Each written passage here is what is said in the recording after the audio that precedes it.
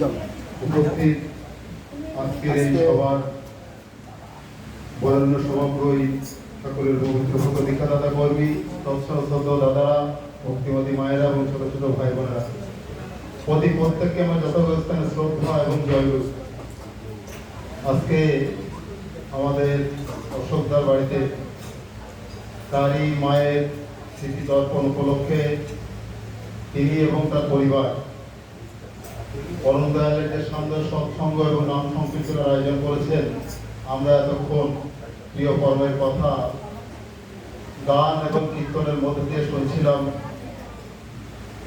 যদিও সৎসঙ্গ একটা নির্দিষ্ট সময় শেষ করতে হয়, তাই দু চারটি কথা পরম দয়ালের এবার যে লীলা, আমরা ভাগবতে একটা কথা শুনি, আর পরম দয়াল সেই ভাগবতের কথা অনুকরণ করে বললেন, এবার কলিবলীরা অতি চমৎকার, আমি না বুঝিতে পারি অন্য কোন ছাড়। এবার সেই তার পিতা পুত্রের যে লীলা আচার্য পরম্পরার মধ্যে দিয়ে তিনি এবার যে সংসার সন্ন্যাসী রূপ সেজে আমাদের সামনে এসে তার লীলা দেখাতে।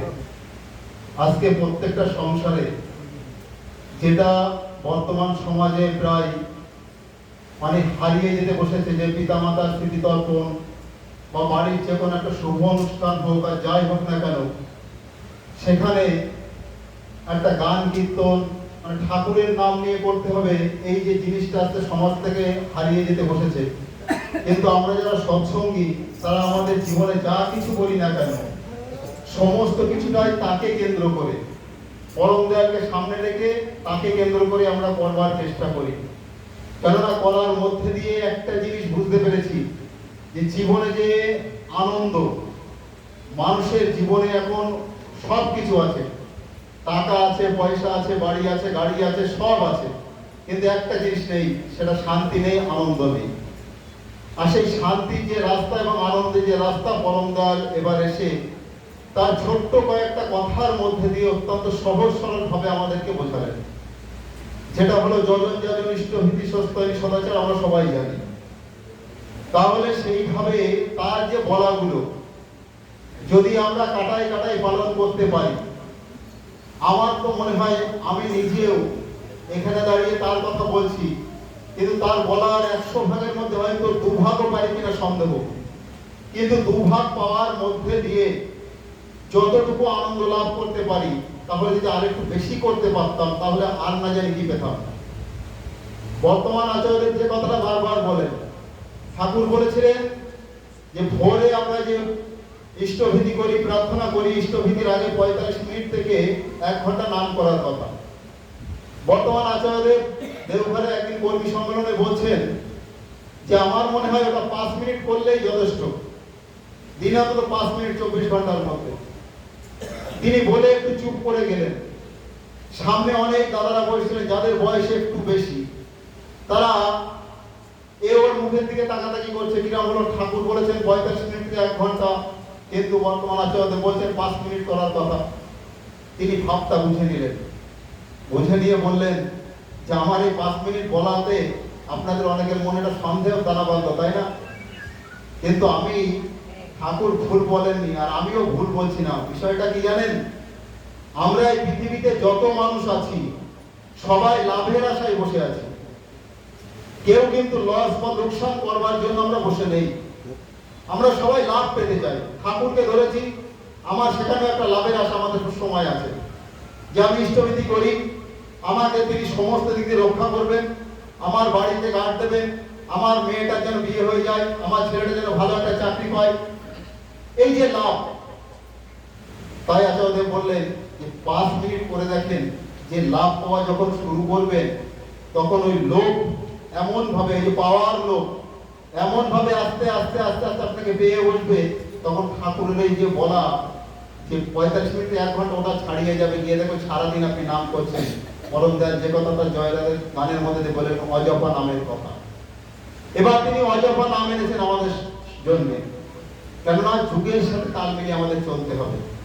এই যুগে দাঁড়িয়ে আমি যদি এখন কোনো একটা যুবক ছেলেকে বলি, আজকে সারা পৃথিবীতে খোঁজ নিয়ে দেখা যায় যে 100 জনা দীক্ষা গ্রহণ করলে, যদি সৎসঙ্গে দীক্ষা গ্রহণ করে, তার মধ্যে দেখা যাচ্ছে যে প্রায় 50 থেকে 55 ইয়ং জেনারেশন ঠাকুরের সৎ নামে দীক্ষা গ্রহণ করছে। কিন্তু অন্য অন্য মতে সেখানে কিন্তু সৎ নামে ওই অল্প অল্প বয়স, বরঞ্চ তারা তো বাধাই দেয় দীক্ষা দেওয়ার জন্য, যেটা বয়স হয়নি। আজকে যদি একটা 18 বছরের ছেলে বা মেয়েকে বলা হয় যে তুমি এখনই ঠাকুরের নাম গ্রহণ করো, দীক্ষা গ্রহণ করো, করে এখানে তিলক কাটো, এখানে মাথায় টিক্কি রাখো, মালা মানে থলি এরকম হাতে নিয়ে, জপের মালা থলি হাতে নিয়ে তুমি সারাদিন হরে রাম হরে রাম হরে রাম হরে রাম করতে থাকো, সে কি করবে? সে তো আমি বলার সাথে সাথে আমাকে সেখান থেকে তাড়া করে হয়তো মেরেও বসবে। তাই বরংদার যুগের সাথে তাল মিলিয়ে বেড়ালেন অজপ নামের কথা, যেটা আমরা সারাদিন আমরা দৈনন্দিন সমস্ত কাজের মধ্যে দিয়ে সেই নাম জপ করতে পারি। আর সেই নামের মধ্যে দিয়ে কি হতে পারে, যারা একটু করেছেন বা আমরা যারা একটু বুঝেছি অনুভূতি, কেননা এখানে দাঁড়িয়ে আমি যদি সারা দিন সারা রাত ঠাকুরের কথা বলে যাই, কিছুই হবে না যদি আমার নিজের অনুভূতির দ্বারা আমি যদি উপলব্ধি না করতে পারি। তাই সবাই সেইভাবে যেন আমরা পরম দয়ালের এবারে যে তার লীলা, মানুষ বাঁচানোর যে লীলা, সেই লীলা তিনি এবার আচার্য পরম্পরার মধ্যে দিয়ে যে কথাটা আমরা অত্যন্ত ছোট্ট একটা কথার মধ্যে দিয়ে আমরা জানতে পেরেছি যে ডিপিওয়ার পরম দয়াল তার সেই 81 বছরের দিব্য লীলা জীবন থেকেই শুরু করে গিয়েছিলেন। কিন্তু মাঝখানে হয়তো আমাদের কোনো অসাবধানতা বা অনিচ্ছার দরুন সেইটা পিছিয়ে ছিল। আজকে বর্তমান আচার্যদেব এবং আগামী আচার্যদেব পূজনীয় অমিত বাবু আমাদেরকে বাধ্য করছেন সেই কাজ করতে, যাতে আমরা মানুষকে বাঁচাতে পারি। কেননা তিনি বলেছিলেন যে আমি একটা মানুষের বিনিময়ে একটা সাম্রাজ্য ত্যাগ করতে পারি। তাই পরম দয়ালের সেই অমীয় ইচ্ছা পূরণের জন্য বর্তমান আচার্যদেব অক্লান্ত চেষ্টা করে যাচ্ছেন পূজন অভিভাবকের মধ্যে দিয়ে। আমরা যেন সবাই তার সঙ্গী হয়ে, তার সাথী হয়ে, তার সেই পরম পাওনা আমরা যেন প্রাপ্তি হই। তাই সবাইকে সেই অনুরোধ রেখে এখানে উপস্থিত প্রত্যেকের ইষ্টচ্ছল জীবন প্রার্থনা জানিয়ে, এবং আজকে আমাদের শ্রদ্ধা অশোকদা যে উদ্দেশ্যে এই সৎসঙ্গের আয়োজন করেছেন তার উদ্দেশ্য সফল হোক, এই প্রার্থনা পরম দয়ালের আতুল চরণে রেখে আমরা আলোচনা শেষ করলাম। জয় গুরু।